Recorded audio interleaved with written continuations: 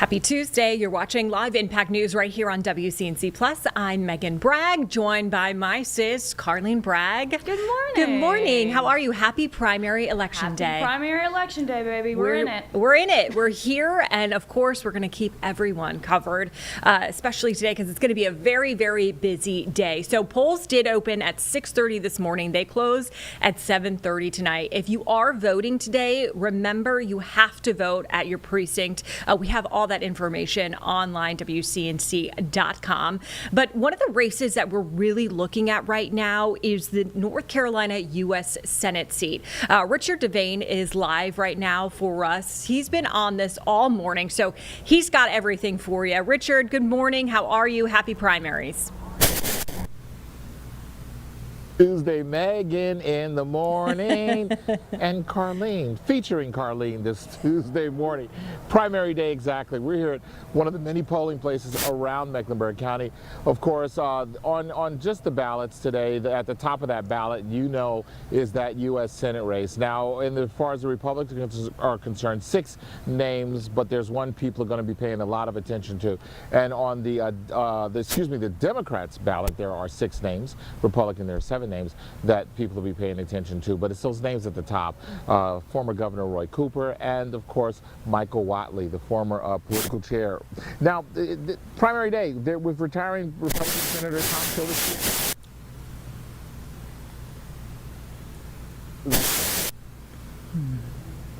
are leading their respective fields. Cooper is the former 2-term Democratic governor and former Attorney General, and Whatley, a Republican politician and lawyer who serves as chair of the North Carolina GOP and the Republican National Committee.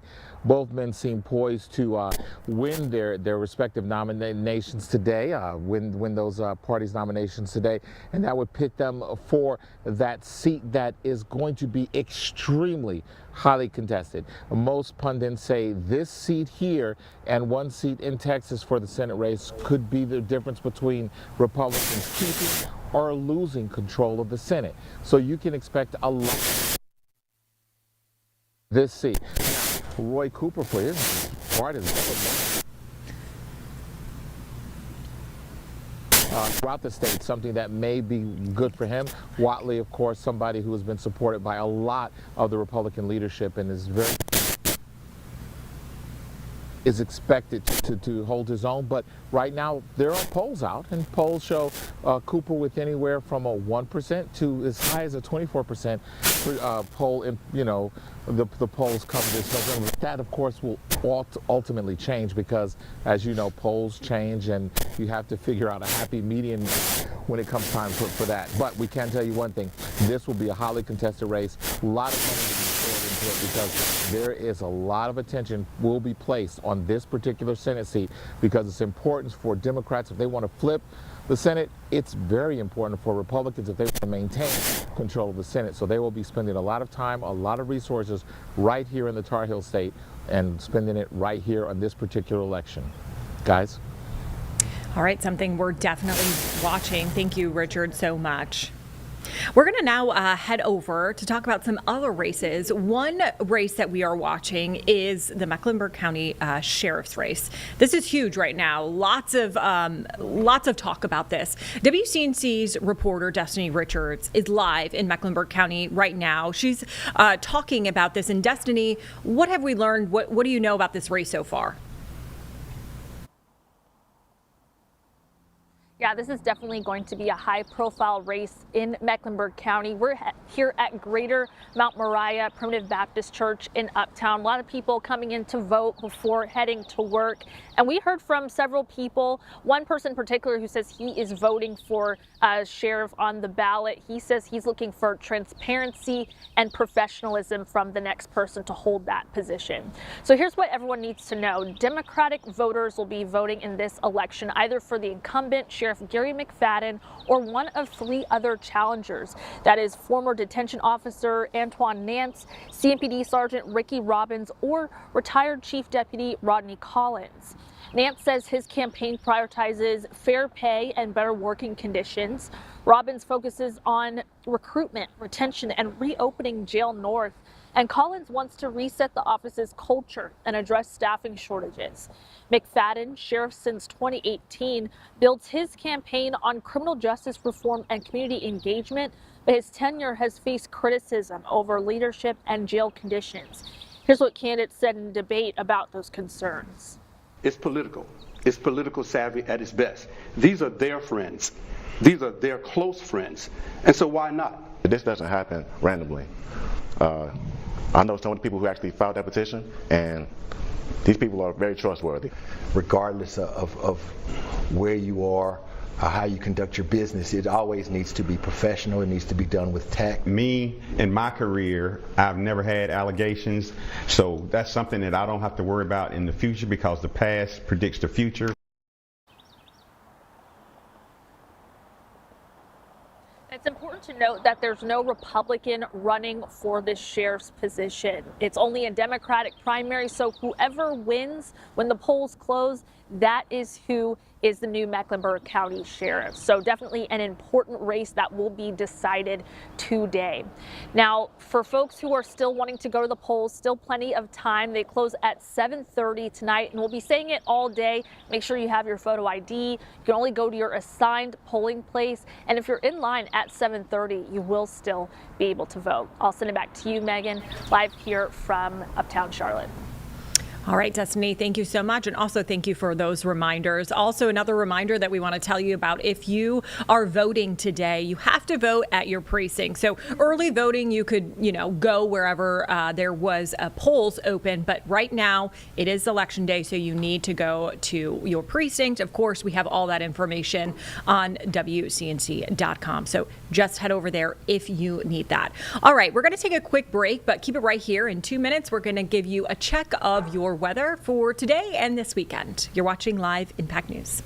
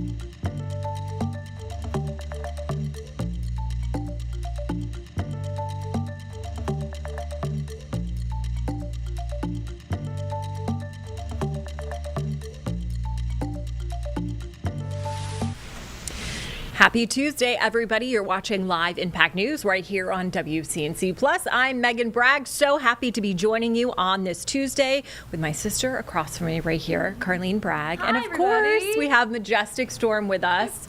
Majestic. I'm just the cousin. She's the cousin. No, come on. She We're all is. family. We're all fam. We are all fam. Yeah.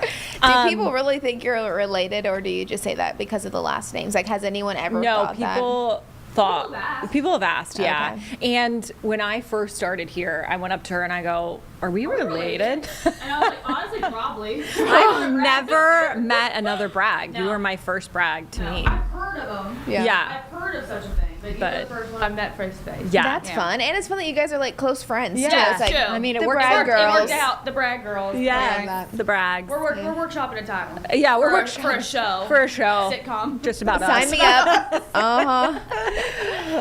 Okay, Majestic. It's chilly. It's chilly, Yeah. and I'm just really tired. Like, Sunday was so amazing It was for nice. that, just to see that sunshine. It was so nice. And now I'm Yeah. like, where did it go? I know. It's one of those weeks we have to start out the week with weather. Right. Uh-huh. And then it gets like the best we've had since last year. Love It's that. going to be so nice. So let's get into it because we still have a lot to get through today. However, we're going to start seeing nice conditions as soon as tomorrow. Let's talk about the visibility because, yeah, we have overcast skies, cooler temperatures, but also some fog has really started to build right around the Charlotte area, surrounding areas. Now, it's not incredibly dense fog, but it kind of just adds into this. Typically, you would be able to see the skyline. This is a live camera look coming in from our WCNC tower cam where you can't even see hardly anything out there. So yes, one of those days where it's kind of hard to find motivation. You kind of maybe want to relax or take a nap or whatever it may be. Here's the thing. We are looking at cloudy conditions today and it's going to stay cool. Temperatures mainly into the 50s today. That's a live camera look in the background coming in from downtown Monroe. Tomorrow, we're already halfway through the week. Sunshine returns, 70-degree temperatures as well. And then we're talking about actually a heat wave as we're heading through the end of our work week and into this upcoming weekend with multiple days, not just in the 70s. Megan, did you know in the 80s? Oh my Did you know that? No. Okay, I'm letting you know. I Multiple love days that. in the 80s. It's going to be God. really nice. This is what we're dealing with right now, though. Low 40-degree temperatures here in Charlotte. Even a few raindrops popping up here and there. Up in the high country, 30s and 40s. So if you do have some place that you have to be today, just know you're probably going to want to keep a layer handy. I don't think you really need an umbrella because while the opportunity for rain is not zero, it's just overall pretty low. Just a few drops here and there. Here's our satellite and radar. Zoomed it out, showing you what we're looking at really all across the Carolinas. We have tons of cloud coverage there, couple of raindrops popping up, but overall throughout the rest of our day today, cloudy skies. Temperatures today only rising really into the mid 50s. And where should we be for this time of the year? What's the norm? It's about 61.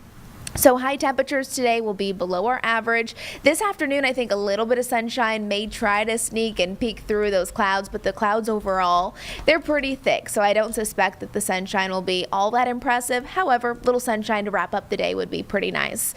Let's get you through our futurecast. So we're going to fast forward you into that 4 o'clock time frame. Again, by this point, temperatures mainly into the 50s. If you're north of I-40, I think that's where we could actually get some clearing before the sun sets tonight. So could see some sunshine. Meanwhile, still tons of white popping up there, meaning that a lot of us will still be holding on to cloudy skies. And then tomorrow, as we're heading into our Wednesday, we'll start to see some changes on the way. Temperatures heading out the door, mainly into the 40s and 50s, and then Wednesday into the afternoon and early in the evening. Mid 70s, low to mid 70s across the board with sunny skies for your Wednesday. So if you remember anything, just know today is kind of a bleh day. Tomorrow, sunny skies starting to return. And then each day it just keeps going, getting better and better, especially if you like sunshine and warmer conditions. Let's fast forward a little bit further. We're going to take you into Thursday morning now. Here's 7 o'clock, where temperatures are mainly going to be into the 50s by this point. So starting out our days with very mild conditions. And then by Thursday afternoon, still getting even warmer with upper 70s returning. Now look at this. Over the next 10 days, we're at 58 degrees for our high temperature today. By tomorrow, 77. 80s returning on Thursday, low 80s, and then Friday getting even warmer, a high of 82 degrees. That's going to be fantastic. Even this upcoming Saturday and Sunday, upper 70s, low 80s. That even takes us into next week. And so most of us, we're going to be enjoying sunny skies and warm weather. When I look at our 10-day forecast, though, I know we do have some rain chances next week, moisture moving back across the Carolinas in combination with those warmer temperatures. And to me as a meteorologist, I'm thinking about two things. Really, those become good ingredients. If you put them together, we could see some thunderstorm activity next week. And now that we're in March, we got to start preparing for severe weather. We could see some stronger storms next week. It's a little far out to let you know for sure, but that's one thing that I am watching very carefully. Let's talk about what's normal. So March 1st, our normal high temperature is 60 degrees. By April 3rd, our normal is low 70s. By May 14th, the norm is low 80s. So this weekend, it's actually going to feel more May-like than it is March-like, even before the weekend, because of that big, huge warming trend on the way. As we're looking at that, though, with warmer conditions, have you guys noticed that the trees are kind of budding and blossoming? Sure have. A lot of things are kind of confused, and with that, of course, the pollen is going to be a big problem, especially cedar, elk, oak, over the next few days because of the warmer conditions. So if you suffer from allergies like I do, it's going to be a little rough, but at least we have nice weather to look forward to. Take your allergy medicine, of course, if that helps you. Over the next 7 days, here's our overall rain potential. I mean, it's very, very minimal, taking us throughout the rest of our work week and into the weekend. This weekend, Saturday and Sunday, I will mention that the weather should be really nice overall, but we do still have small chances for a couple of sprinkles popping up. Futurecast wanted to show this to you. This is for next week because we do have some changes on the way. Let me get you there. This is indicating that we have kind of this storm system that's going to be forming across the mid-south. This is next week. This is Wednesday. Notice from Texas, Oklahoma, Arkansas, that's where we start to see some heavier rain, potentially some storms. By the time it gets to our area, that's when we start to see the potential of some more rain coming our way. So there we go. That's what we'll start looking at next week. So there is indication that next week could bring not just warmer conditions, but rainy conditions and also some storm coverage. I like this graphic because it really sets things up nicely for us visually. Over the next 7 days, you can see areas shaded in reds and purples. That's well west of us. That's where the heaviest rain will likely fall. That's where we could see some of the stronger storms as well. But even for much of the southeast, I mean, we should get some rain next week. And we've been saying it's dry out there. We need the rain. High temperatures today, again, mainly cloudy, mainly topping off into the 50s. So it's not extremely cold or anything like that, but without the sunshine, it does feel cooler.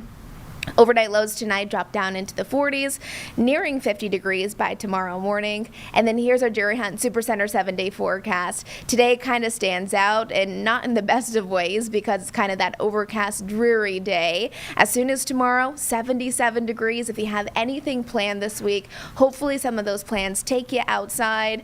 Any kids, if they have any after-school sports activities, make sure they're staying nice and hydrated. Might even need to grab some sunblock with low 80-degree temperatures returning Thursday, Friday, Sunday, and into Monday. Plenty of sunshine.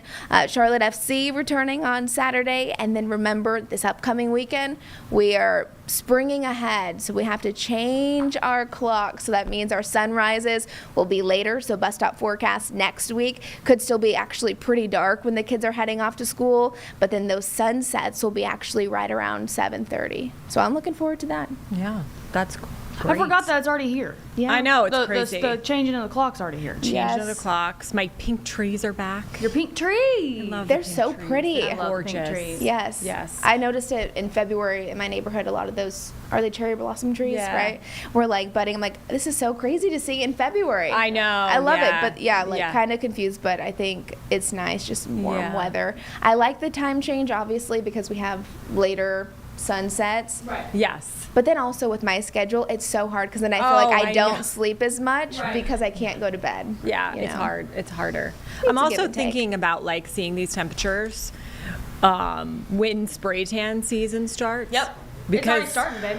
Has it? Oh yeah. When? Do you have one? I mean, I do self tan at home. But this week Yeah. is gonna get started. If it's 80 degrees, I'm gonna be wearing shorts. These legs. I know. Are That's what I ghastly. keep No. thinking. Yeah. We need a couple shades. We call it Spray Tan Thursdays. Spray tan Thursday. What is that? I need to join. You have Spray to tan do your Thursday. Spray Tan Thursday. Why the on weekend. Thursday? Yeah, so Oh. it's prime for the weekend. Right.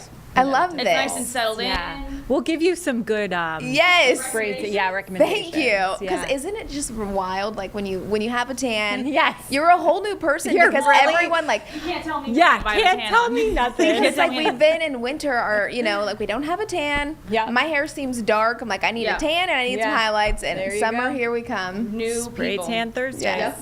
Okay. Spread the word. Spread the word. It's going global. Okay. Majestic, thank you so much. Of course. Keep it right here on WCNC. Plus, we're going to take a quick break, but we'll be back in about 2 minutes.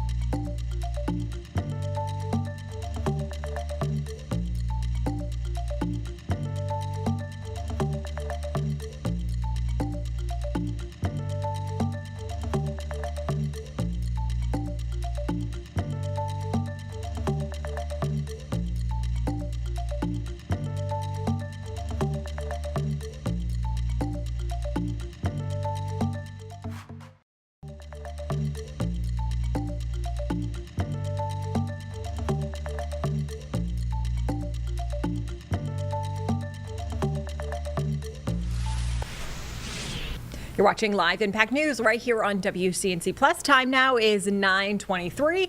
Happy Election Day, everybody. Just a reminder, polls did open at 6:30 this morning. They close at 7:30 tonight. So if you want to get out and vote, these are the primaries. You have to go to your designated precinct if you do want to vote today. So lots of races going on. Going to be a great one here in Mecklenburg County. So we will continue to keep you updated with that this morning and, of course, throughout the day. But right now, we're going to head over to Washington, D.C. right now. The Senate Judiciary Committee is holding an oversight hearing on the Department of Homeland Security. So DHS Secretary Kristi Noem is testifying right now. So let's take a listen in. Businesses without judicial warrant. The Trump administration has also punished individuals for exercising their rights to free speech and peaceful protests under the First Amendment. They revoked a student's visa for writing an op-ed in America. In America. They have subpoenaed social media companies for information on Americans who have criticized ICE. ICE agents have found the addresses of peaceful protesters and showed up their homes to intimidate them. Now the administration is even threatening to interfere with our elections. President Trump has suggested that the federal government should nationalize elections. Top Trump ally Steve Bannon recently said, "We're going to have ICE surround the polls. We'll never again allow an election to be stolen," end of quote. Secretary Noem went further, and this is what you said, and I quote, "Make sure that we have the right people voting, electing the right leaders to head this country." And the administration has threatened immigration enforcement surges if state officials do not turn over their voter rolls and raided an election office in one swing county. We must ask, what is President Trump's endgame for this reign of state-sponsored violence against America's own citizens? History teaches us that immigrants are the first target when an authoritarian regime seeks to erode civil rights and consolidate power. But immigrants are never the last target. And we know that Donald Trump does not respect the constitutional rights of any American, regardless of party. Secretary Noem, this is the first time we met. I've been on this committee for more than 2 decades. I worked with every one of your predecessors of both political parties. I tried to meet with you before and after your confirmation, but you refused every request. I want to be clear, and you should know this. No official on this side of the rostrum or the other is above the law. You have no right to deploy immigrant agents as a paramilitary force in American cities.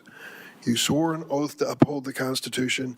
You have an obligation to answer questions posed by the member of this committee so that meaningful accountability can begin for the terror we are witnessing in America every day. Would you please stand to be sworn? Do you affirm the testimony you're about to give before the committee will be the truth, the whole truth, and nothing but the truth, so help you God? Thank you for that positive response. Please go ahead and give your opening statement. You should be ashamed of yourself. I'm a former female. Okay. Well.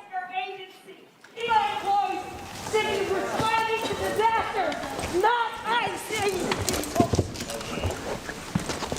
You should be ashamed of yourself. Your staff say abolish ICE. Your staff say abolish ICE. Your staff say abolish ICE. You may proceed.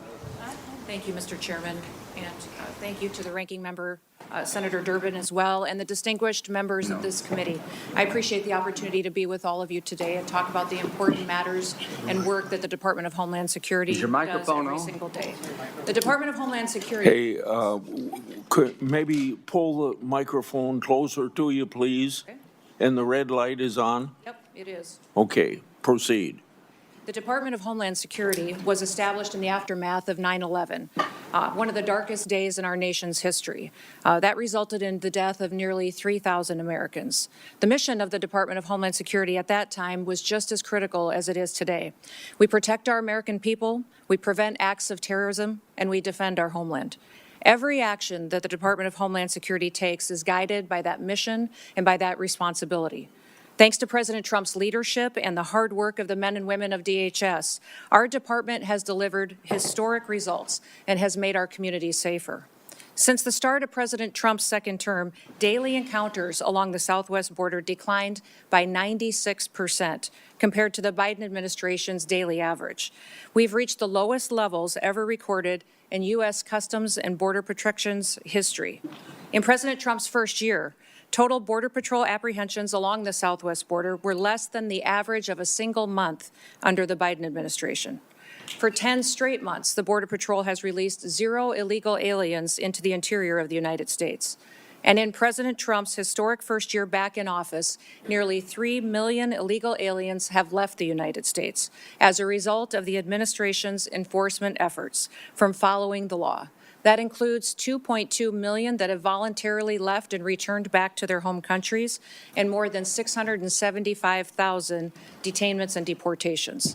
A majority of the aliens that were arrested by Immigration and Customs Enforcement have a criminal record and have been charged with or convicted of secondary crimes in addition to their initial crime of being in the United States illegally.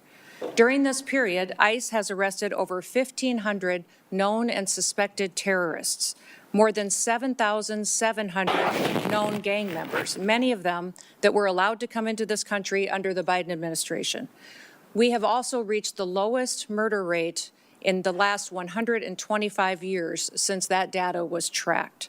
Under President Biden, more than 450,000 unaccompanied alien children went missing or were lost due to the dangerous open border policies that were embraced.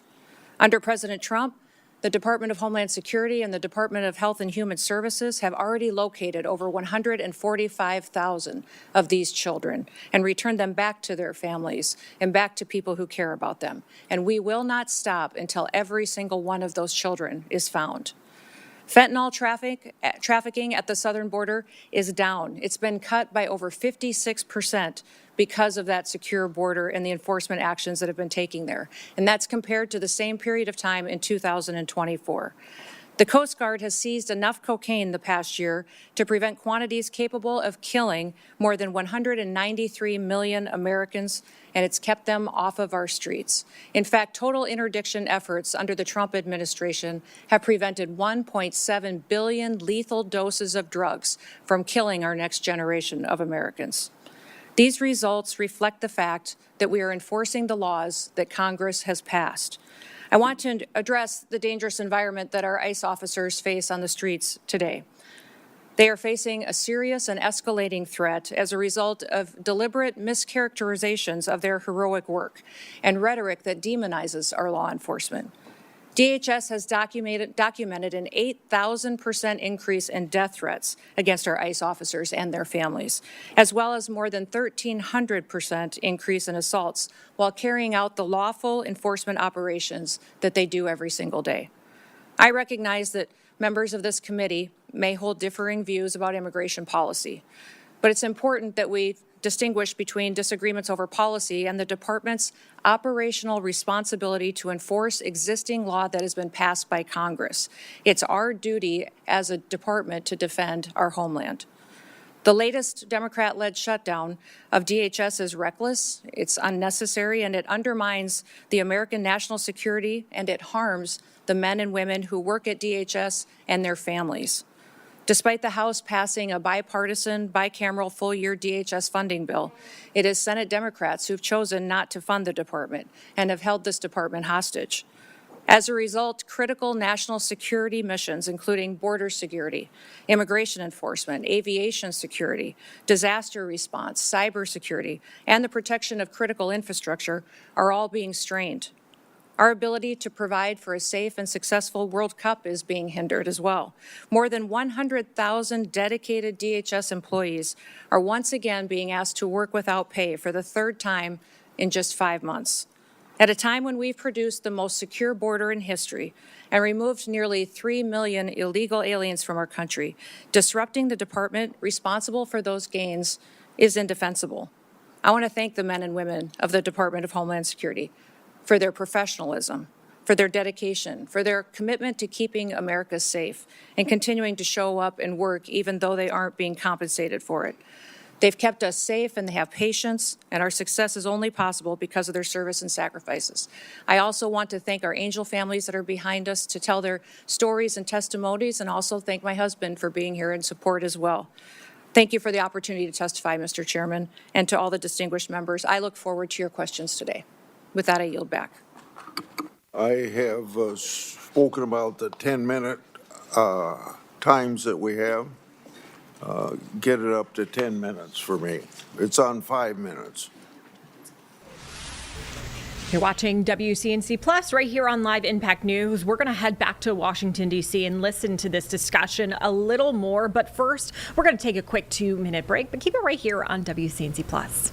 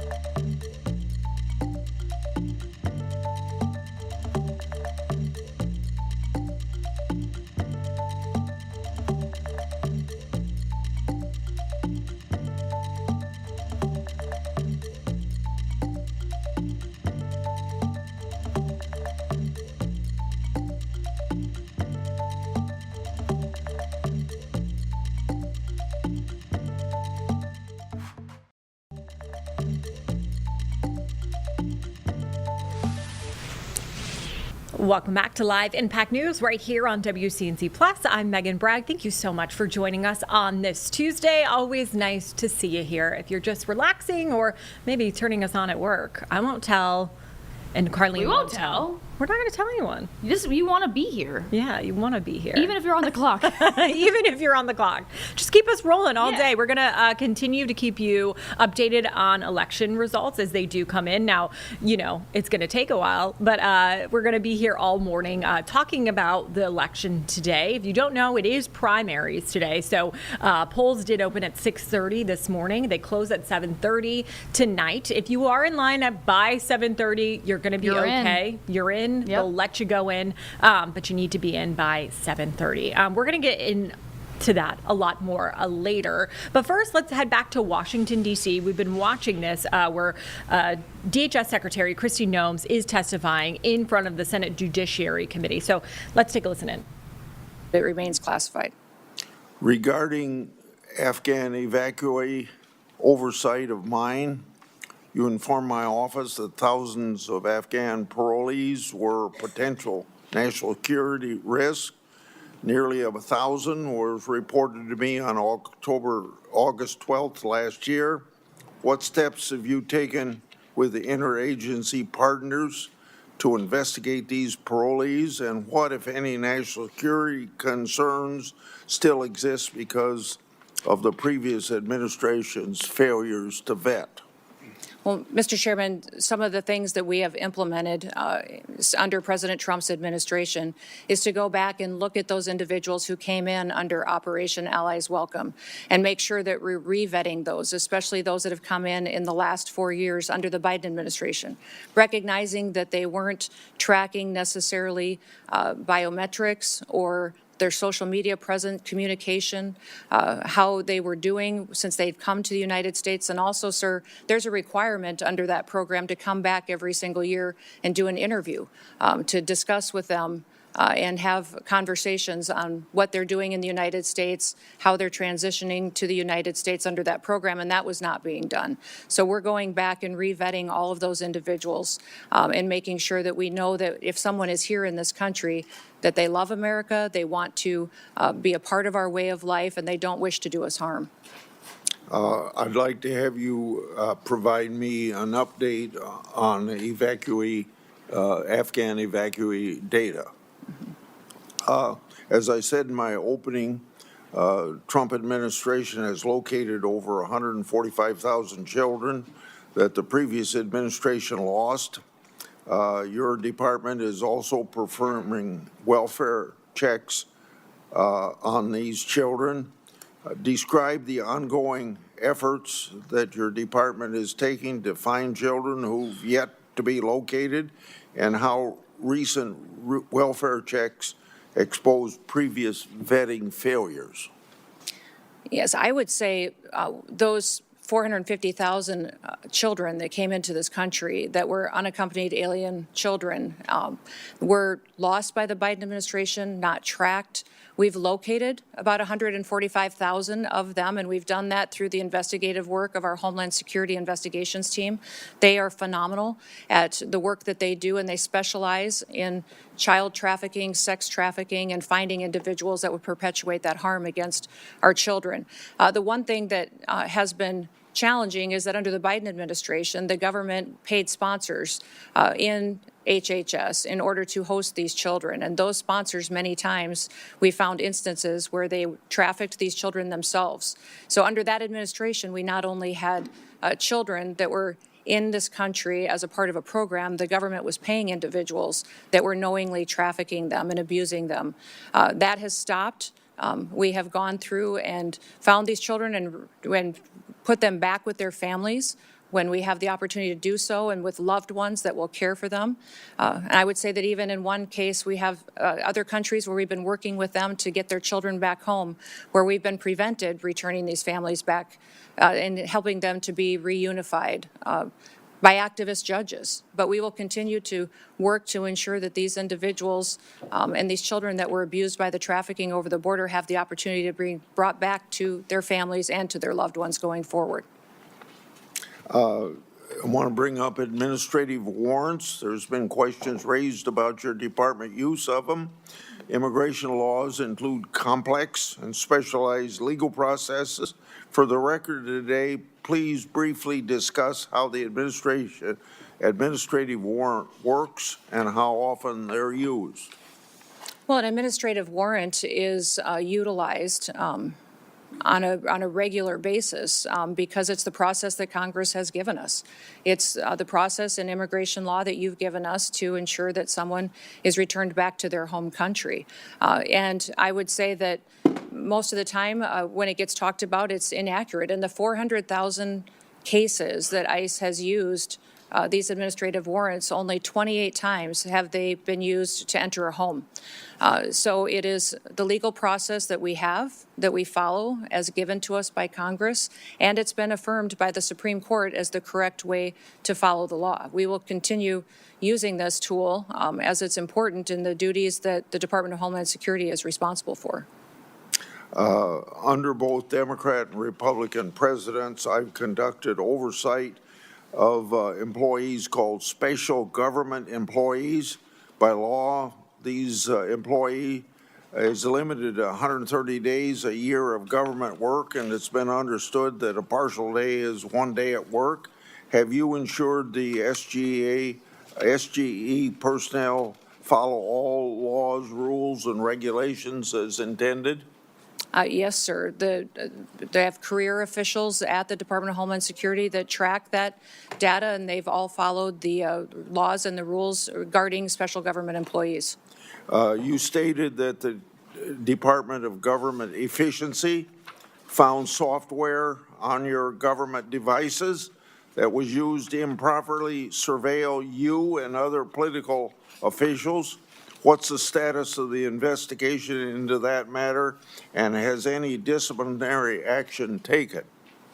Yes, sir, there was software that was doing surveillance on political appointees at the Department of Homeland Security, and there was measures put in place where some people were removed from their positions and accountability measures put in place. And we continue to monitor our systems as the agency that is trusted with cybersecurity and ensuring that our critical infrastructure is protected from hacking attempts from foreign nationals who wish to do us harm or individuals within this country. We take seriously the amount of software, surveillance, and work that we do within the department as well.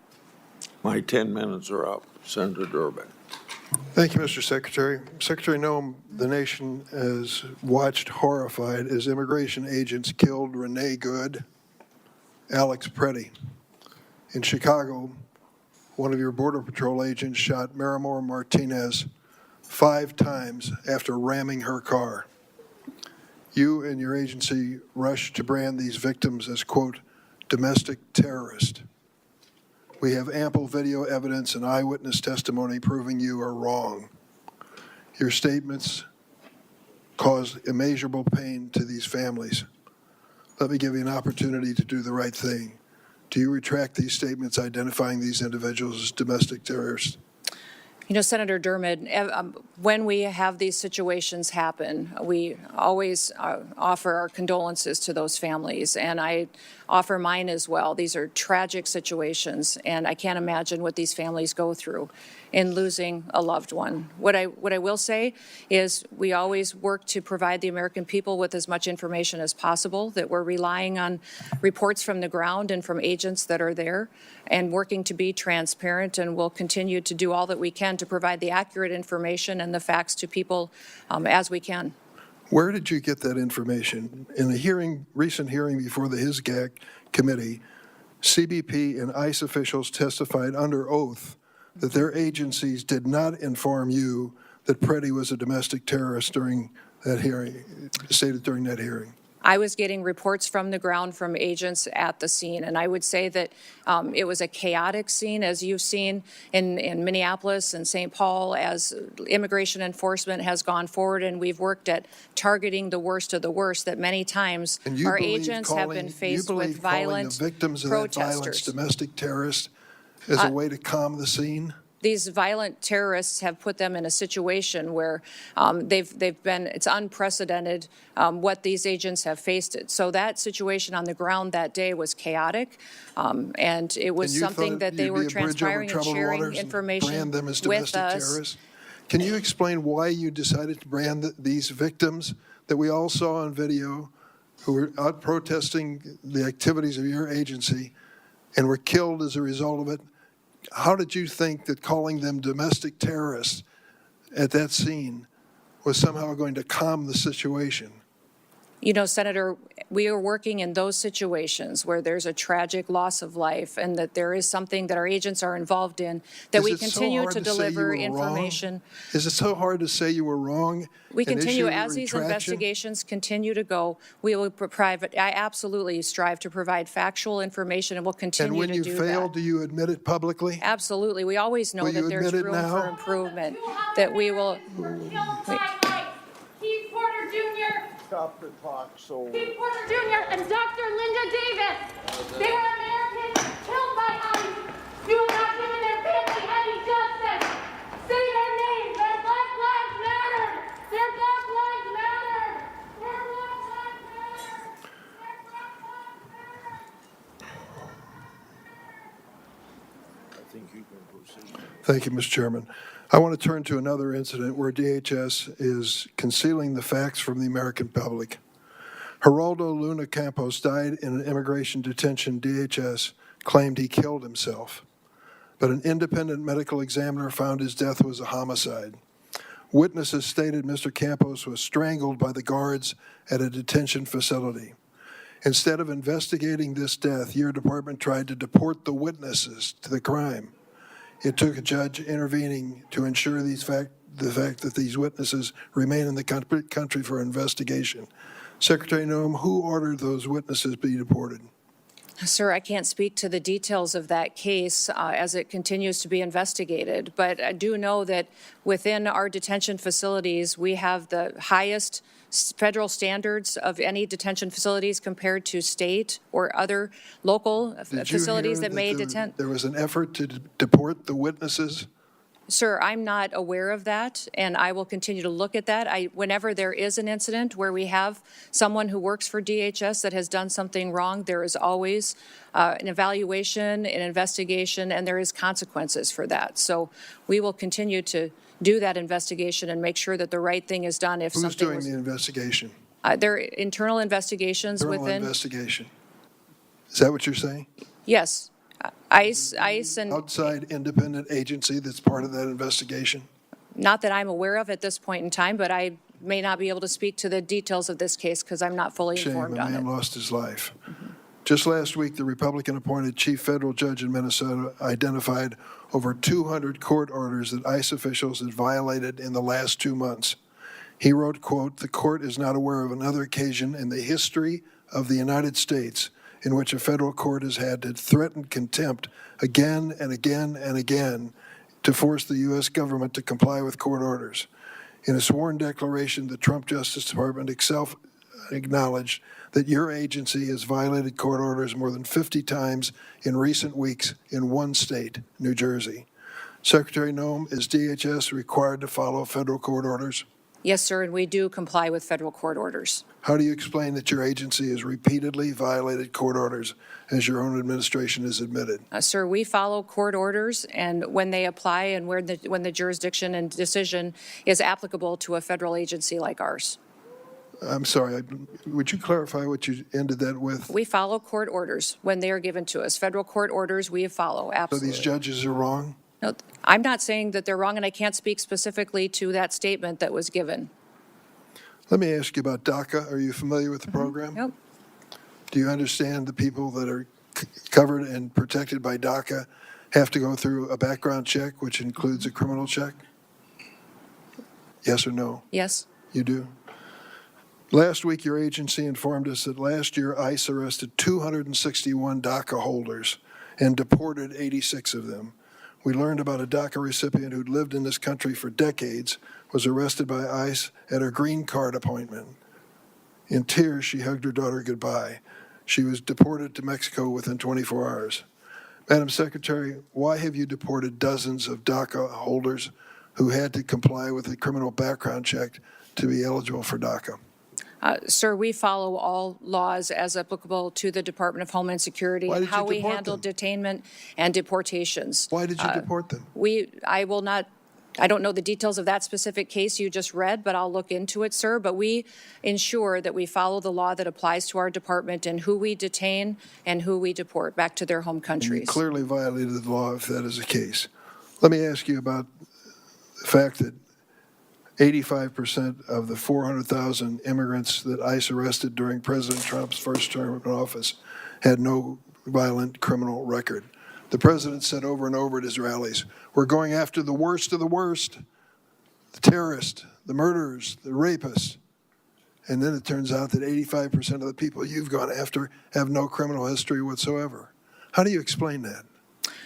Sir, when you talk about violent crimes, what you're saying, the crimes that don't matter, that you aren't counting, are ones that affect American families every single day. You're not counting DUIs. You're not counting embezzlements. You're not counting theft. And you're not counting the other crimes against people and drug trafficking and proliferating that. So if you don't count those as crimes, that these individuals and impacting families in this country. They are counted, and they calculate 14% of those that you Those are not arrested. counted in your 14%. If you were counting crimes that these illegal aliens in this country have committed, it would be well over 65 to 70% of the individuals that are detained today have those crimes on their record, besides the crime of being in this country illegally. Going to back that up with some information for me? Absolutely, I will. I certainly hope you will.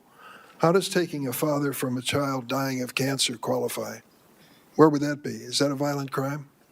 I don't know what you're speaking or I'll tell you referencing exactly to. what I'm speaking of. Ruben Torres, 2 weeks ago, buried his daughter Ophelia. When he was arrested at the Home Depot in Norridge, Illinois, he said to those who, your agents, please let me go home. My daughter is dying of cancer. I would like to be with her in her last days of her life. They said no. They arrested him and deported him for 2 weeks. Finally, he returned for a court hearing. His daughter lived to see that hearing where the court said he was treated unfairly by your agency, and she died 3 days later. I was at her memorial service. Is that really necessary? Was he a violent criminal?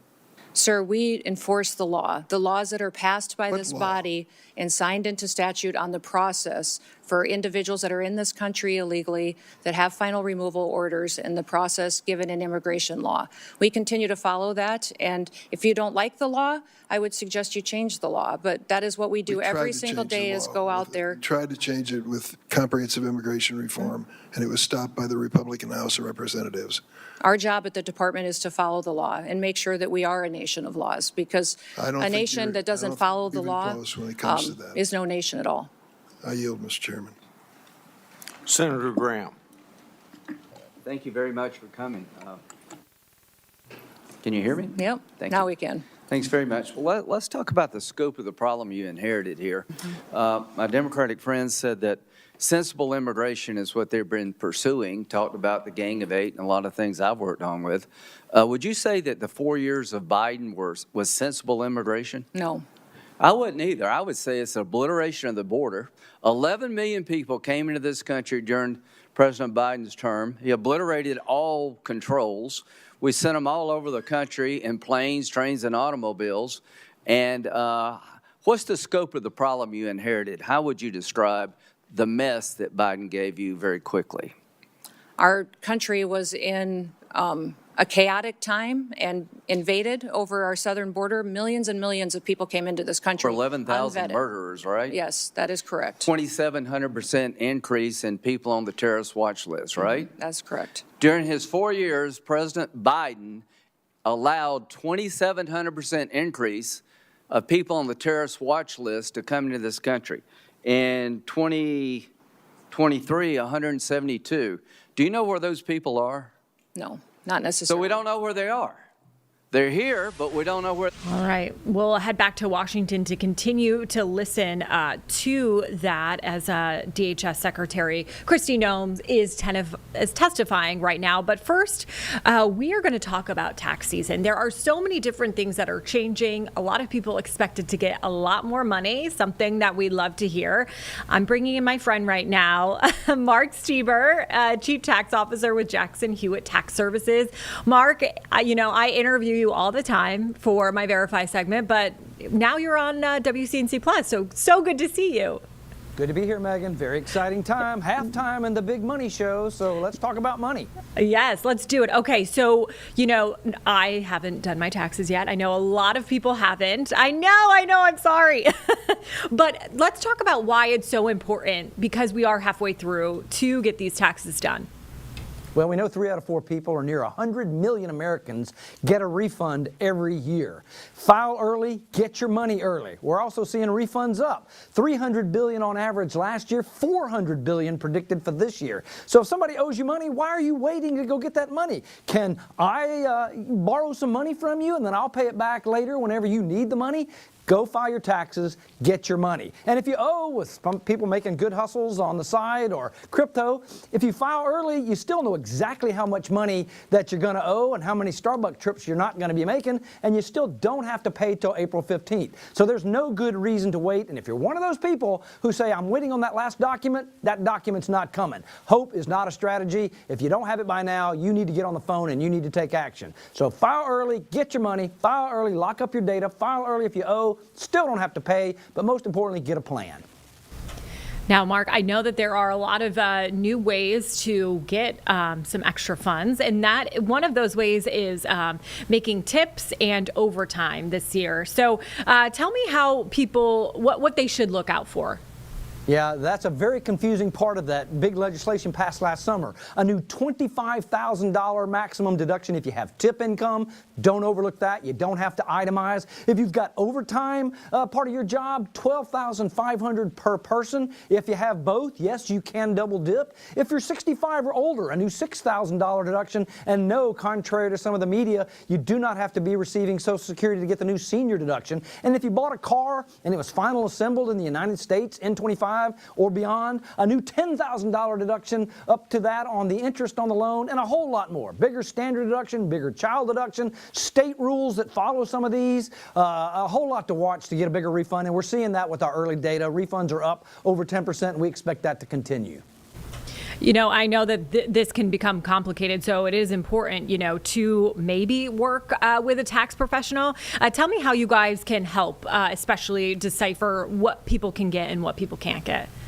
Yeah, tax professional, I feel, is always a good idea, even though a lot of people like to do it themselves and save that money, maybe. But a tax professional can help in 3 real simple ways. One, they can lower your stress. If you hate taxes and you're putting it off, and if you haven't filed earlier by now, clearly you're not excited about money, but you may be stressed. So get a pro. They can make it easy or even fun. Secondly, they can know what you may not know. They can look for that extra deduction, that extra credit, or at a minimum, do it right and to your best favor. And thirdly, a tax pro should pay for themselves. And by that I mean they should give you tips on record keeping or organizing your documents or getting ready or things to watch out for next year, contributing more to your 401k or an HSA or whatever. So they should help make your life better, they should get you more money, and they should help you plan for the next 30, 40, or 50 years that you're going to be doing your taxes. It's not going away.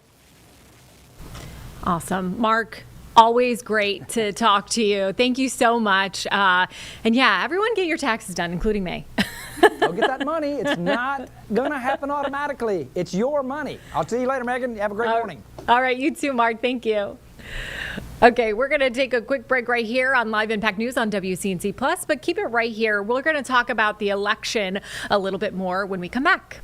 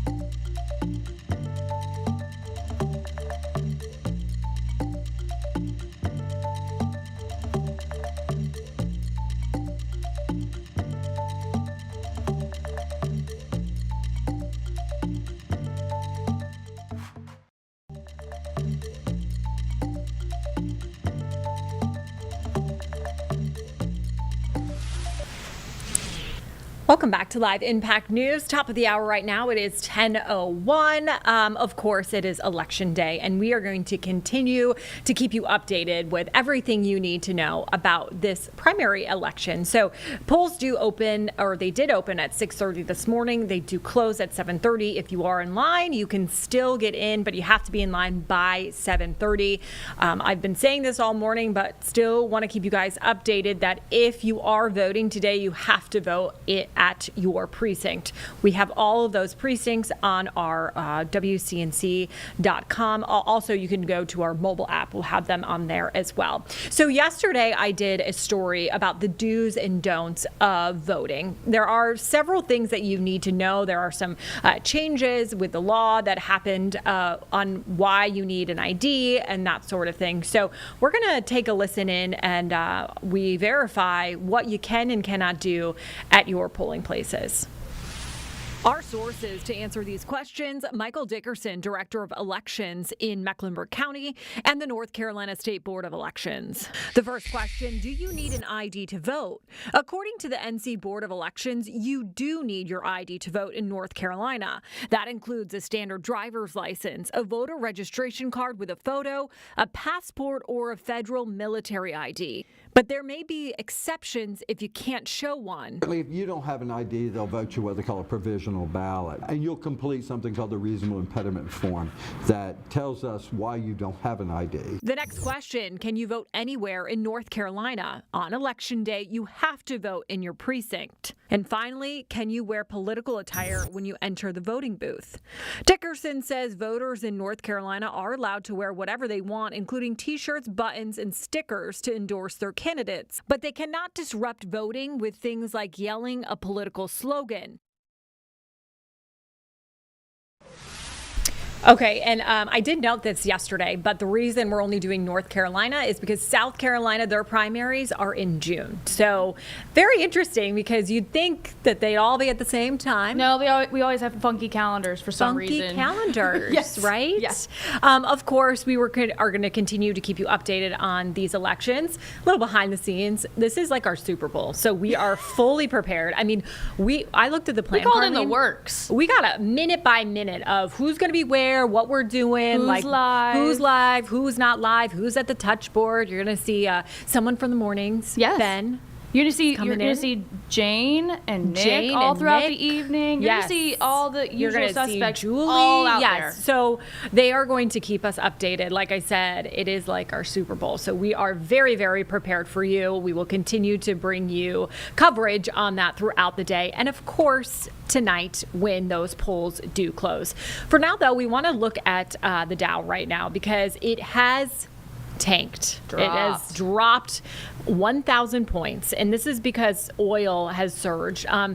That is all according to CNBC because of that conflict going over in Iran right now, Iran. And, you know, this has been one of the worries that we've been talking about. I know our Miles Harris yesterday spoke with AAA, kind of talking about how we are expected to see gas prices climb right here in North Carolina and South Carolina. So something that we will continue to watch, but it did lose around 1,000 points.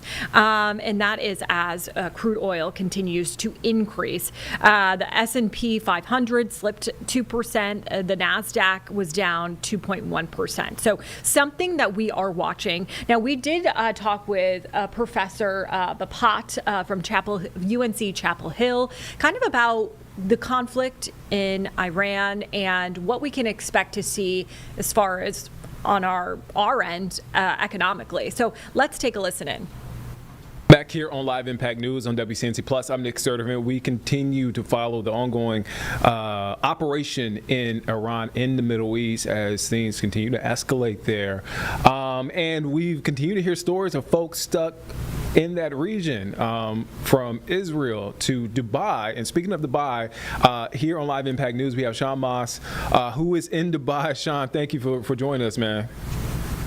Thank you for having me. So you're a University of South Carolina grad, live in New York. Okay, that is the wrong interview. That's actually a student that is stuck over in Dubai right now. A lot of flights grounded because people can't get out because of that airspace being restricted right now. But we're going to get to that interview just a little bit later. Let's show you now UNC Chapel Hill professor Babat talking about this conflict in Iran. All right, let's switch gears. We've been talking about it all show, and that is the ongoing operation there in Iran. And we've been getting updates. It's an ever-evolving situation. I feel like we've gotten a million updates over the course of this afternoon on what's going on there. Now, here on the show, we have Nevin Papat, professor and chair of the Department of Political Science at UNC Chapel Hill. He joins us now to help provide some context of what's going on. A lot of folks have questions. Professor Papat, so President Trump said this operation in Iran will wrap up in about 4 to 5 weeks. Is it really that simple? Typically, no. The answer is if you're going to engage in any sort of regime change, the first question is what happens during the regime change? Who then gets to take power? The next question is how do you then maintain that power? So that typically will take longer. So again, it does depend on what the ultimate goal is here. The stated goal is to depose the Iranian regime. The strategy seems to be to use military force right now to weaken them, as the U.S. has done. It's decapitated several of the leadership of the Iranian state. And then based on Mr. Trump's statement, the hope is that there's an uprising of some sort and the Iranian people are able to depose what's left of the regime. So it could go that way. It could also be an effort to do something similar to Venezuela, where the Trump administration makes a deal with some senior leadership that steps into the void left by the Ayatollah, that then takes power and is then cooperative with U.S. objectives.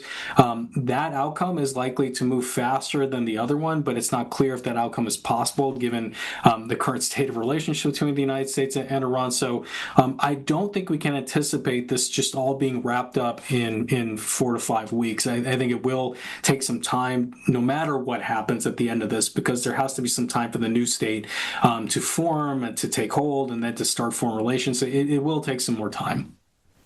Yeah, along the same lines, Defense Secretary Pete Hegseth said this is not going to be an endless war in reference to what played out, what started over 20 years ago at this point. And the goal is not regime change. And when you hear that, I just want to kind of get your perspective on that. So, I mean, I think there is obviously an incentive to say this won't be Iraq again. I think that is looked at as toxic politically. So I can understand the Secretary of Defense saying that it's not going to be like that again.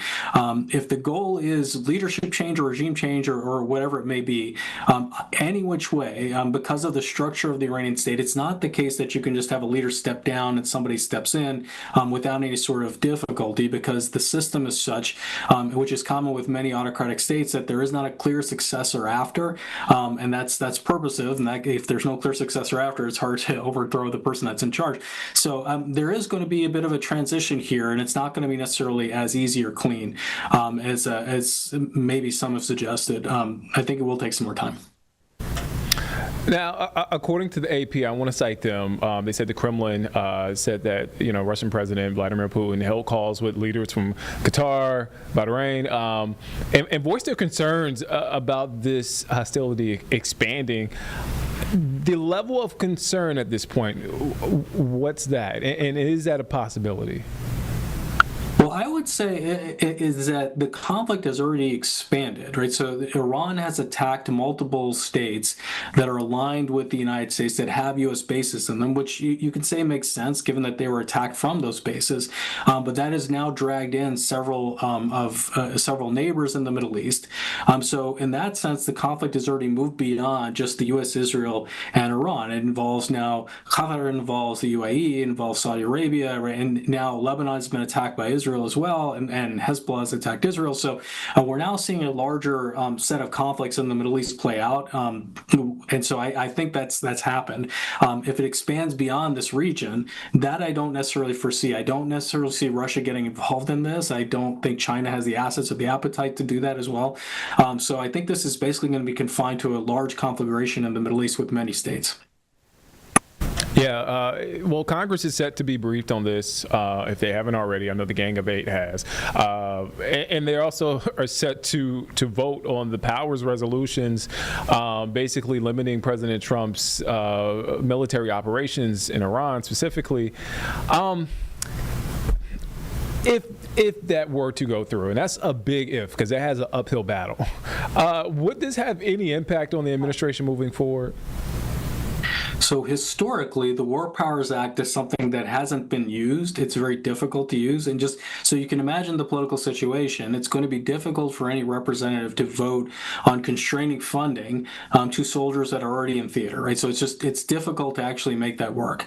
If it were the case that Congress does pass the War Powers Resolution, it would have to go, again, through multiple channels to do that. My guess is that the Trump administration would immediately appeal to the Supreme Court, and that the operations and the funding would be continued pending that decision. Again, many presidents before Trump have said that the War Powers Act is unconstitutional. My guess is the Trump administration would adopt that argument as a mechanism to try to continue its campaign in the Middle East. So Congress can do things, right? It has the ability to cut funding for this, but how quickly they can do that, again, that sort of remains to be seen. Whether or not they can actually use the War Powers Act or will use the War Powers Act, that sort of remains to be seen. Nevin Papat, Professor, Chair, Department of Political Science at UNC Chapel Hill. I literally could have you on for an hour, just ask you questions about this, but I won't promise to have you back. But thank you for your context in this, again, ever-evolving situation there in the Middle East. Thank you. All right, we're going to take a quick break right here on Live Impact News, but keep it with us. We are going to head back to the Department of Homeland Security, Secretary Kristi Noem testifying in front of Congress. So we'll be right back.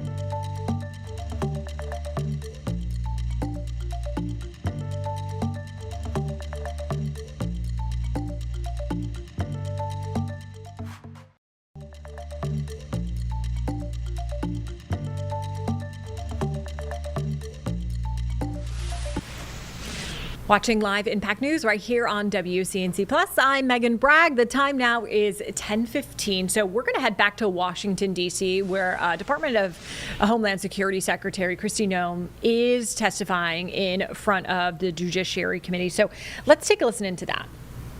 You have a policy, Madam Secretary, that you have to approve all contracts at your department over $100 million? No, sir. I have a policy in place that I review contracts. My deputy chiefs have the ability to review anything under $5 million. Above that, I evaluate and look at. Okay.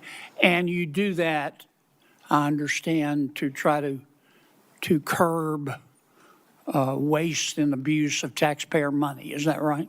Yes, sir. In fact, it's been extremely effective. We've saved the taxpayers over $13.2 billion just by evaluating contracts, negotiating lower ones, and canceling ones that aren't necessary to do our duties. How do you square that concern for waste, which I share, with the fact that you have spent $220 million running television advertisements that feature you prominently? Sir, the president tasked me with getting the message out to the country and to other countries where we were seeing the invasion come from, with putting commercials out that told them that if they were in this country illegally, that they needed to leave, or we would detain them and remove them, and they'd not get the chance to come back to America the right way. That has been extremely effective. Ask you to run these advertisements, is that right? We had that conversation, yes, before I was put in this position and sworn in and confirmed, and since then as well. Okay. Did you bid out those service contracts? Yes, they did. They went out to a competitive bid, and career officials at the department chose who would do those advertising commercials. And the people that you ended up picking were people who had formerly done your political work back in South Dakota. Is that right? No, that's not correct, sir. I think it is. No, it's not, sir. The individuals who, I believe the careers who they chose were two different media firms. There's been conversation about their subcontractors, but we have no legal authority to look into subcontractors on work like that. Okay. And you're saying that you're testifying that President Trump approved this ahead of time. Is that my understanding? We had conversations about making sure that we were telling people. No, ma'am. I'm asking you, sorry to interrupt, but the president approved ahead of time you spending $220 million running TV ads across the country in which you are featured prominently. Yes, sir. We went through the legal processes, did it correctly. Did the president know you were going to do this? Yes. He did? Mm-hmm. Yes. Okay. And one thing, Senator, I think would be helpful to know is how effective that communications has been. That well, they were overwhelmingly effective in your name recognition. I mean, I personally just, I mean, to me, it puts the president in a terribly awkward spot. And and I'm not saying you're not telling the truth. It's just hard for me to believe, knowing the president, as I do, that you said, Mr. President, here's some ads I've cut, and I'm going to spend $220 million running them, that he would have agreed to that.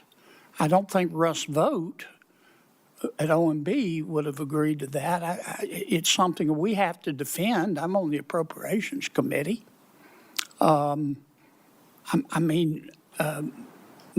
research shows that you did not bid them out, that you pick, in fact, one of the people you picked, the strategy group, Safe America Media was a company formed 11 days before you picked them, and that the strategy group got most of the money, and the head of that is married to your former spokesperson. Look, we all have friends who are qualified. I'm not quibbling with that. It troubles me. A fifth to a quarter of $1 billion of taxpayer money when we're scratching for every penny and we're fighting over rescission packages. I just can't agree with, Madam Secretary. Are you still running those ads? No, Senator, I did not have anything to do with picking those contractors. I know politicals at the Department of Homeland Security did. I understand. Are you still running officials those followed ads? the competitive bid process for Are you that. still running those ads? I think the ads are due to end here in March, I think within a week or two. I'm not sure of the update. The one that is running is focusing on angel families. Have you seen that? It is the one that's talking about this is our why. This is why we work every day. Okay. Is for the angel I've gotta families move and their on. victims that need to. After the two killings in Minneapolis, And I think there's a lot of video on them, Madam Secretary. I think people can see the video and draw their own conclusions. Are you and your department conducting an investigation of those? Sir, the investigation is being led by the FBI. HSI was involved. In fact, our HSI agents on the ground. I'm sorry to cut you off, but I got so little time. I believe at the time you said these were acts of domestic terrorism. Is that right? Sir, in answer to questions at the press conference that afternoon, it was that it appeared to be. Yeah, but you said these appeared to be acts of domestic terrorism.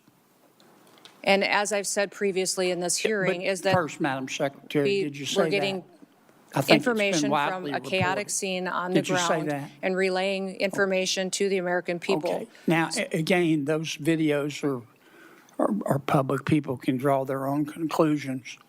I think it'd be safe to say you got some pushback on that. Mm-hmm. Would that be fair? Yes, sir. And you had some criticism. I'm not saying the criticism was accurate or inaccurate. I think you did.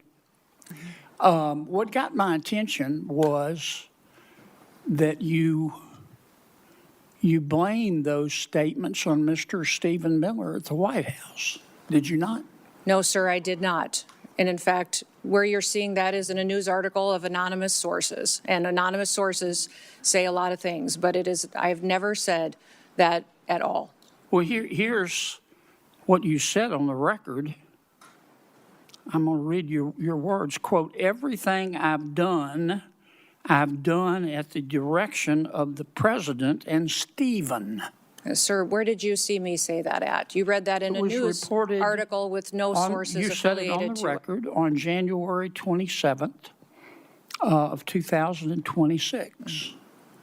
Did I read your words accurate? I enjoy working with the president and with Stephen Miller, and that day we were working to get as much information to the American people as possible. That is what we'll continue to do, and as that happens, we'll go forward. Do you think it was fair to blame Mr. Miller? Sir, I did not do that. You're reading from a newspaper article with anonymous sources. Are you denying that you said that? Sir, I'm not going to speak to that situation that is relayed on anonymous sources that no one has heard me say that. It was you. No. Who reported that to that newspaper? They're quoting you on the record, saying it's Stephen's fault. Mm-hmm. Thank you, Mr. Chairman. Senator Klobuchar. Thank you, Mr. Chairman. Secretary Noem, as Secretary of Homeland Security, you oversaw Operation Metro Search. Is that correct? Yes, as Secretary, I oversee ICE and CBP and HSI officers that were there doing their work. 3,000 ICE agents, Border Control to Minnesota, outnumbering our 10 Metro Police departments, outnumbering by 3 to 1 the number of sworn police officers in Minneapolis and St. Paul. Is that correct? Yeah. We were working to do targeted operations against criminal illegal aliens, and we needed to do that in a safe manner to make sure that we could ensure the safety of our law enforcement officers. 2 of my constituents, Renee Good and Alex Preddy, were killed. They should be alive today. In fact, in 1 month in the city of Minneapolis, when you look at the 3 fatalities that were results of shooting, 2 of 3 were committed by federal agents. Are you aware of that? Mm-hmm. Yes, I am. So your agents, not only their actions resulted in the deaths of 2 innocent American citizens, but they repeatedly violated my constituents' First Amendment rights to assemble. You say you believe in the Second Amendment right to bear arms, but Alex Preddy was criticized repeatedly by officials in the administration for having a lawful permit to carry and having a gun. Your agents violated the Fourth Amendment rights of my constituents by ramming through doors of innocent people's homes, innocent citizens' home, without any kind of a warrant, and violated the Fifth Amendment right to due process. So as I've shared with my colleagues, If you believe in federalism, in freedom, and in liberty, you should be horrified by what the Department of Homeland Security did in Minnesota. So my first question is, having spoken to Mr. Homan, what is the exact number of DHS agents still in Minnesota? Well, I believe that there is still close to 650 there, counting the investigators that are there, working to get to the bottom of the unprecedented fraud that has been found in the Medicaid Was funding. Was 5-year-old Liam involved in that fraud? As you know, I am all in on prosecuting fraud. I put in place the U.S. attorney who exposed the fraud under the Biden administration and brought the bulk of the prosecutions, and also recommended to Mr. Blanche that Joe Thompson be the acting U.S. attorney who led those prosecutions and now has left the office because the Department of Justice asked him and many others to investigate Renee Good's wife instead of doing their jobs doing fraud. So what I want to know is, when are you going to get down to the original footprint as promised to us? We're continuing to work at that, although those investigators will continue to stay there to get to the bottom of that fraud, to make sure that those vulnerable people that rely on those programs actually get services from those federal dollars that are spent, that it's not stolen by criminals and used by individuals to enrich themselves and send it out of the country. Secretary Chung-Li Tao, are you aware that agents bashed in the door of a U.S. citizen, a Hmong elder with no criminal record? I can't speak to the specifics of that Did you see the photos of that man being dragged out of his house in Crocs and in his underwear? Yes, I did. Do you believe that he was involved in fraud? I do not know where that status of that investigation is. Are you aware that he is a son of a beloved nurse that treated our soldiers in Vietnam? I believe that we have laws in this country that need to be enforced and need to be applied equally to everyone. Speaking of enforcing the laws and following the laws, did they have a judicial warrant when they rammed through an American citizen's door? Our law enforcement officers follow the same protocols and procedures that all law enforcement do. Are you aware that he tried to show his identification to show that he was an American citizen and they didn't want to see it? Again, these officers conduct themselves in processes. If something was done inaccurately, then certainly we will make sure that we correct it and rectify it in the future. Are you aware that the person they were looking for was in prison and had been in prison for years? Yes, I am. That's a target. Yes, we do targeted operations going after and looking for. Do you agree that it is unacceptable for your agents to ram into someone's door and drag someone out in their underwear and below zero temperatures when they have the wrong guy? Our officers conduct targeted operations and utilize the law processes that are given to them and the tools. You will not answer that you think that's wrong. They needed to identify that individual, and they couldn't identify him by looking at his identification. Instead, they had to drag him out, throw him in a car, and drive him around for an hour.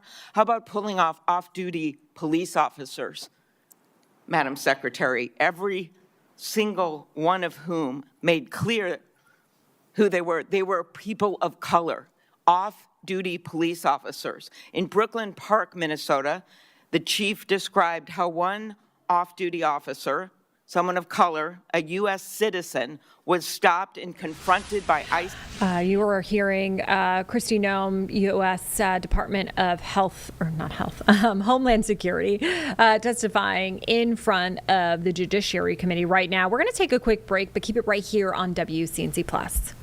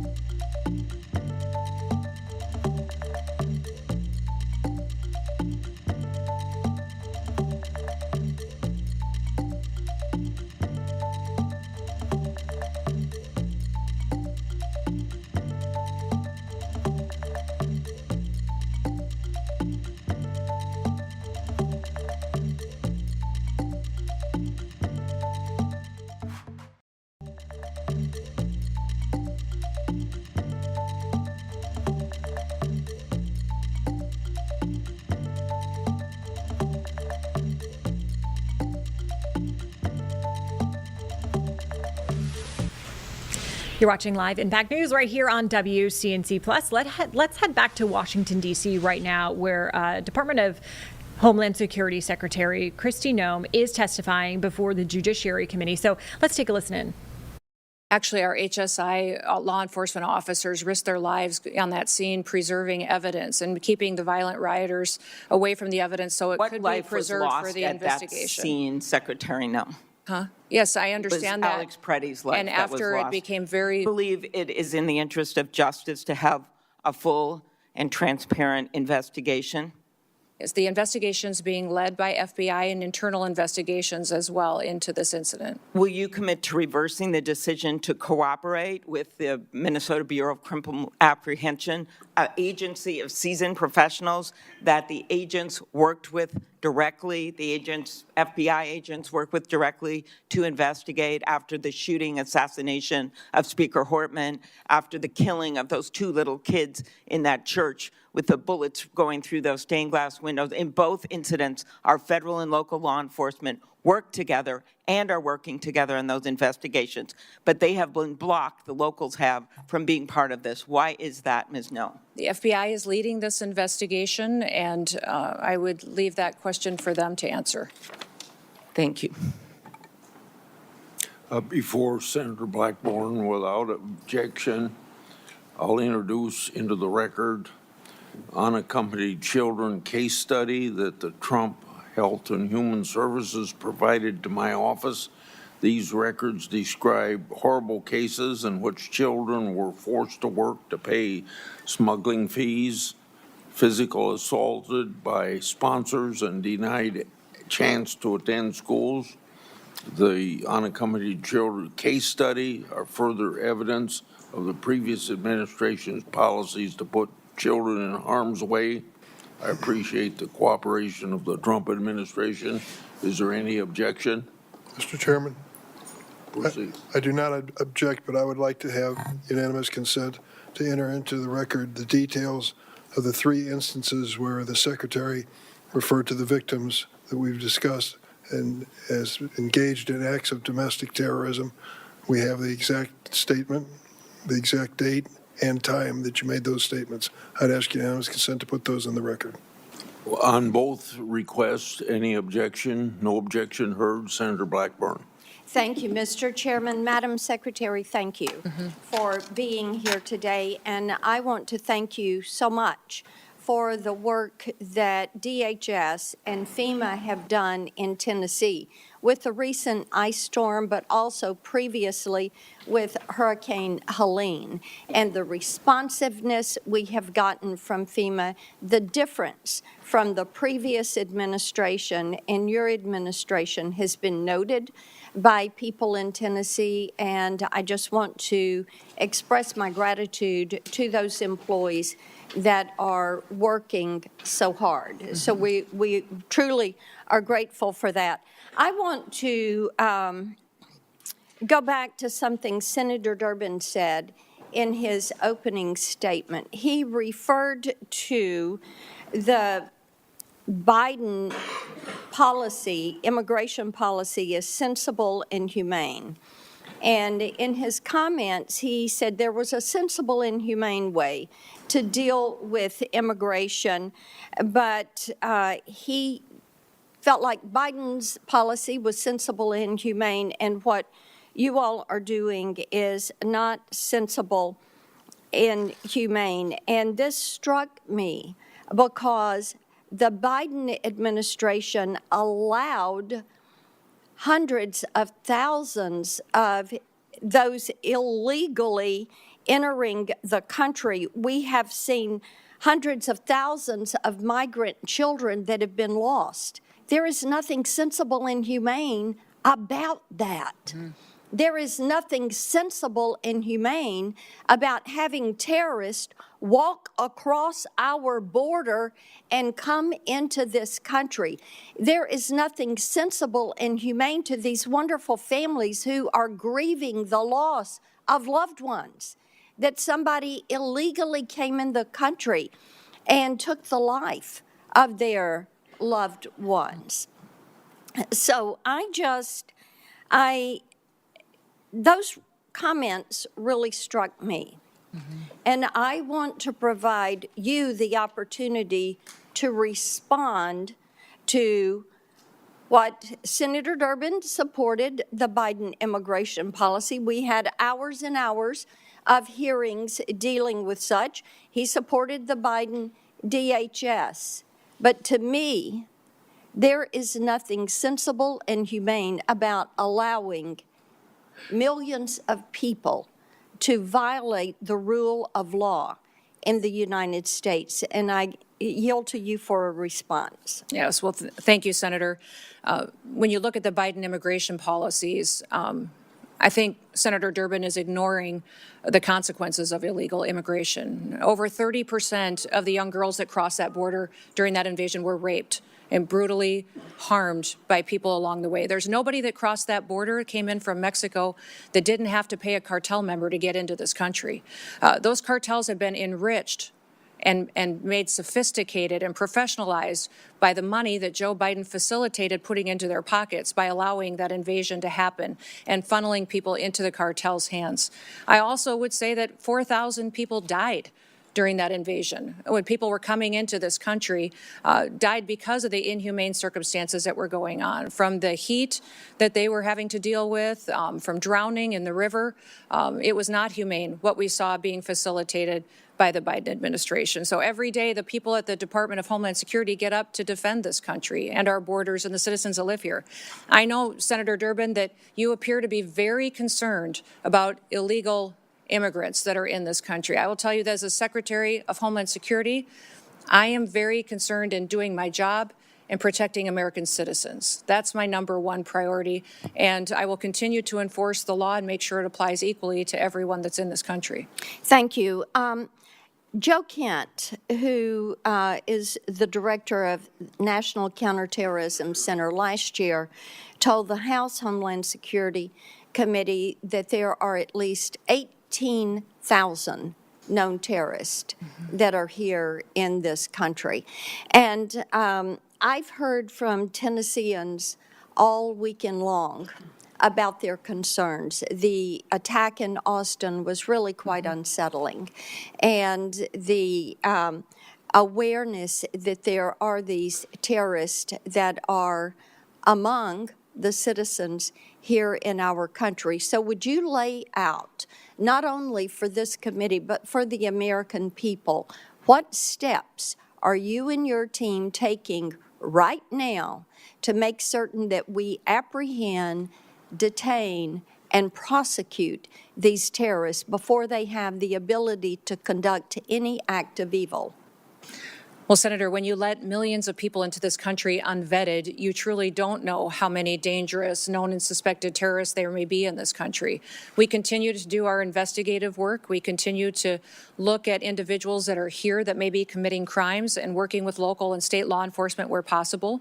What I would say is anybody that we know that the Biden administration has given green cards to or naturalized. We're going back and re-vetting those individuals, those who came in under refugee programs.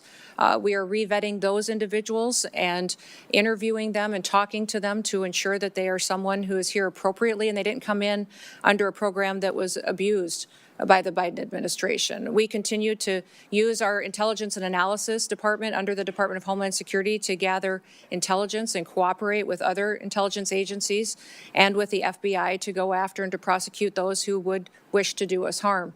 We're grateful for the American citizens that work with us, and we understand that people who are in this country illegally and have final removal orders should be detained. Our priority is going to continue to go after those worst of the worst and to make sure that we are getting them out of our country as soon as possible and brought to justice if they've committed crimes here. There are a couple of bills we were able to fund in the Working Families Tax Cut Big Beautiful Bill back during the summer, and we're so grateful for President Trump and the attention that he put on some of these issues of protecting the American people and making that the priority and you know, that's a part of upholding our oath. I think many of us were struck last week when the president asked, do you think it's the first order of business to protect the American people? And many of our colleagues on the other side of the aisle just sat there. That was stunning. So we're grateful for this focus on protecting our people. There were two big... We're going to take a break here right on Live Impact News, but keep it here on WCNC Plus. We'll be back in about 2 minutes.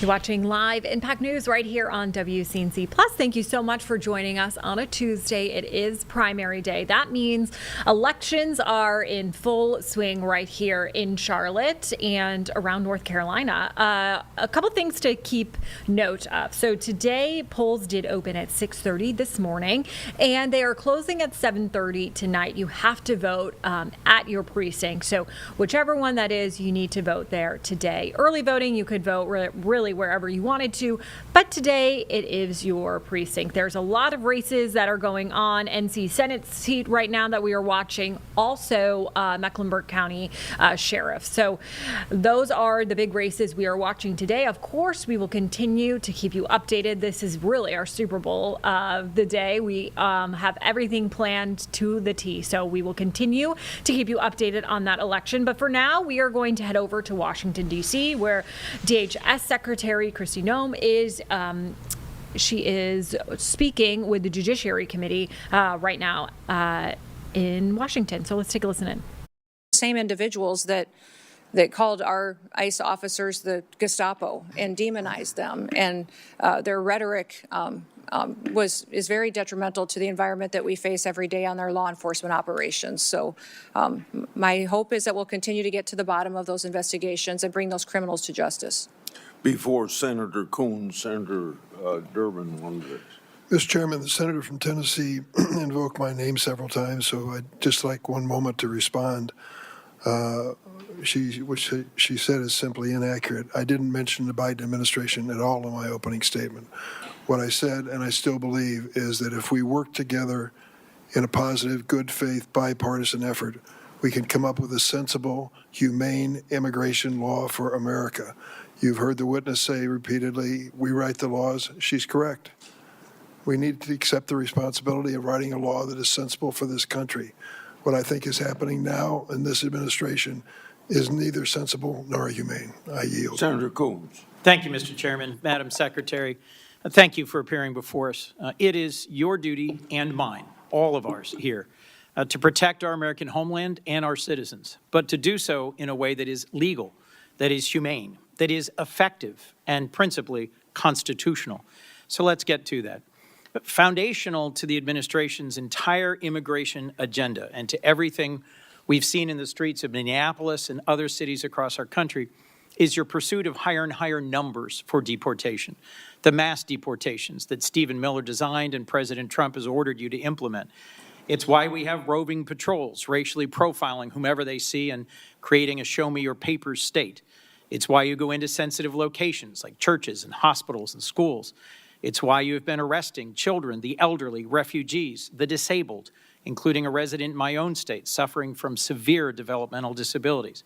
When there's pressure on you to hit high numbers, you don't have the time to focus on targeted effects to find violent criminals on the run. It's easier to simply round up people here breaking no laws and contributing to our communities. It's why you deny people due process and rush them out of the country. And it's why you've put poorly trained ICE recruits on our streets, engaging in reckless and dangerous tactics. Does DHS, Madam Secretary, operate on any quotas or numerical targets for immigration arrests every day?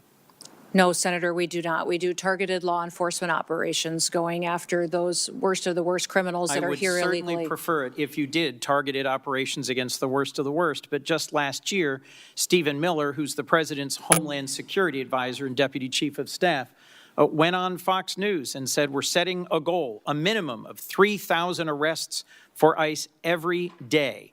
And President Trump is going to keep pushing to get that number higher and higher.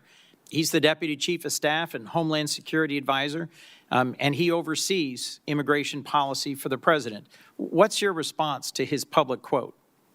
Sir, there is no quotas at the Department of Homeland Security. When we do law enforcement operations, we do them on targeted enforcement, getting public safety threats off of our streets and out of our communities to protect the American people. Thank you. And you agree that setting quotas would actually put improper pressure on law enforcement to conduct themselves in ways that might not be in the best interest of their safety or the public? Senator, we don't have any quotas on our law enforcement operations. Have you ever issued any guidance rejecting the use of numerical targets or quotas?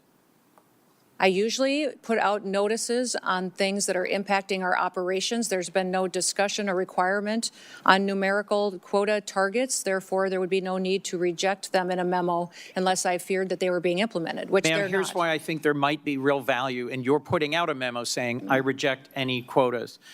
It's not just what Stephen Miller said last May. He's reportedly, and I have many press accounts of this I can submit for the record, making conference calls, berating agency officials, threatening to fire them, threatening to fire the leadership of field offices that are in the bottom 10% of arrest numbers. I would suggest that it's this constant drive for higher numbers that has been behind a lot of what we've been seeing in terms of the failure to actually focus on the worst of the worst and targeted enforcement, and to instead do things like roving patrols and profiling. Let's move on.